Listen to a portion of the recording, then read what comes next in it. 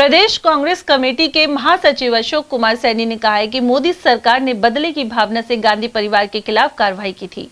लेकिन supreme court ने अपने फैसले में नेशनल हेराल्ड मामले को लेकर सोनिया गांधी एवं राहुल गांधी के विरुद्ध मुकदमा खारिज कर दिया है। पीसीसी महासचिव सैनी के अनुसार जबरन परेशान करने और छवि खराब करने के लिए भाजपा ने षड्यंत्र रचा था, लेकिन कोर्ट ने दूध का दूध और पानी का पानी कर दिया है। प्रदेश महासचिव ने कहा कि गांधी परिवार ने हमेशा देश के लिए काम किया है, साथ ही आमजन ने उनका मान सम्मान है, जिसे भाजपा पचा नहीं पा रही है, लेकिन आगामी लोकसभा और विधानसभा चुनाव में भाजपा को इसका सबक मिल जाएगा। सर, कोर्ट ने जिस तरह से फैसला दिया है और कहा है कि नेशनल हेराल्ड मामले में गांधी परिवार पर कोई केस नहीं बनता और उस केस को खारिज कर दिया और कांग्रेस के नेता राहुल गांधी, श्रीमती सोनिया गांधी को राहत दी है। आप प्रदेश कांग्रेस कमेटी के महासचिव हैं, बड़ा मामला है, क्या प्रतिक्रिया है? मैं आपके चैनल के माध्यम से बताना चाहूँगा कि आज कोर्ट ने स्पष्ट नेशनल हेराल्ड पेपर को लेकर के जो बीजेपी वाले हमारे गांधी परिवार को, राहुल गांधी जी को, सोनिया गांधी जी को जिस तरह से परेशान किया जा रहा था काफ़ी टाइम से, बार बार उनको पूछने के लिए CBI ईडी वाले बार बार बुला रहे थे उनको, मैडम से और राहुल जी से करीब 55 घंटे बैठा कर उनसे पूछताछ की गई। तो सारे कांग्रेसी, सारे नेता कह रहे थे कि इसमें कोई लेना नहीं, पाक साफ है गांधी परिवार, लेकिन बीजेपी के नेताओं ने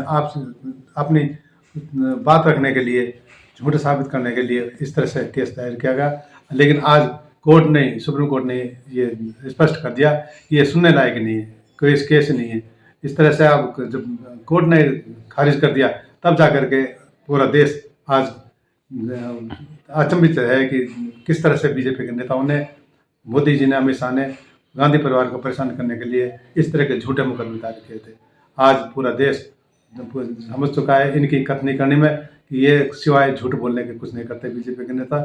आज हमारे 2 दिन पूर्व हमारे प्रदेश स्तर पर धरना प्रदर्शन हुआ था। इस तरह से हम अब सड़कों पर आकर के ये जिस तरह से इन्होंने CBI ईडी जो हमारे नेताओं के पीछे लगा रखे, विपक्ष के नेताओं के जो पीछे लगाते हैं, उनके खिलाफ जो लगा झूठे मुकदमे जाहिर करते हैं, डराते हैं, धमकाते हैं, तो अब हम सड़कों पर आकर के इनसे मुकाबला करेंगे और इनको आने वाले चुनाव के टाइम पे, भविष्य में जो भी चुनाव आएंगे उनमें इनको हम सत्ता से बाहर करने के लिए पब्लिक का साथ लेकर के सत्ता से बाहर करेंगे।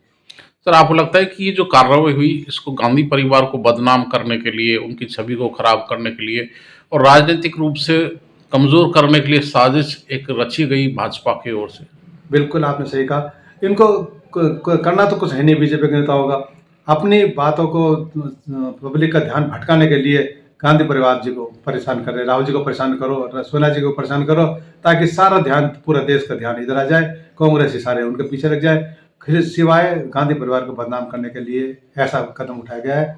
जबकि पूरा देश जानता है कि बीजेपी का देश के से ना तो आज़ादी में कोई योगदान था, ना देश को अब चलाने में कोई योगदान है, सिवाय बर्बादी के कुछ नहीं कर रहे। देश आज धरातल पर जा रहा है और पूरा देश जानता है कि गांधी परिवार के पहले नेता जो हमारे पंडित नेहरू जी थे,